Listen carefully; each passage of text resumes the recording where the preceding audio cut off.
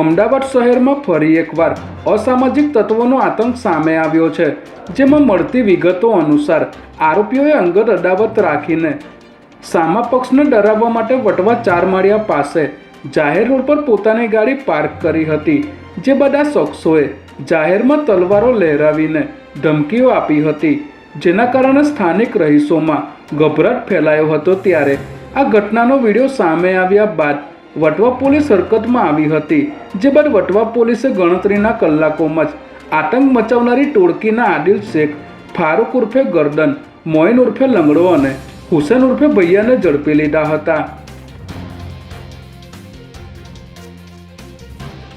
શાહપુર વિસ્તારમાં મોડી રાત્રે એક ક્રેટા કાર ચાલકે બાઇક ચાલકને ટક્કર મારતા લોકોએ કારમાં તોડફોડ કરી હોવાની ઘટના સામે આવી છે। શાહપુર દરવાજા બહાર મોડી રાત્રે પૂરઝડપે એક ક્રેટા કારે બાઇક ચાલકને ટક્કર મારી હતી। કારની ટક્કર એટલી જોરદાર હતી કે રસ્તાની વચ્ચેના ડિવાઈડર પર લાગેલી રેલિંગ પણ તૂટીને કાર પર પડી હતી। આ ઘટના બાદ ઉશ્કેરાયેલા ટોળાએ કારમાં તોડફોડ કરી હતી, જેનો વિડીયો પણ વાયરલ થયો છે। ત્યારે અકસ્માતના પગલે પોલીસે આગળની કાર્યવાહી હાથ ધરી છે।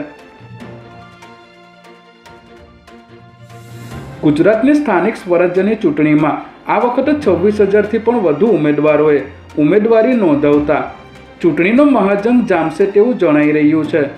મહાનગરપાલિકામાં 4,703, નગરપાલિકામાં 4,958, જ્યારે જિલ્લા અને તાલુકા પંચાયતમાં 16,555 ફોર્મ ભરાયા હતા। ત્યારે તમામ પક્ષો દ્વારા અંતિમ ક્ષણ સુધી ઉમેદવારોને લઈને ચાલી રહેલા મંથન બાદ ટિકિટ જાહેર થતાં ઘણા સ્થળોએ એકસાથે ફોર્મ ભરવાની દોડ લાગી હતી। આ વખતે મહાનગરપાલિકાથી લઈને તાલુકા પંચાયત સુધી તમામ સ્તરે ભારે પ્રતિસાદ જોવા મળ્યો હતો। ત્યારે આ ચૂંટણીમાં જોરદાર ટક્કર જોવા મળશે।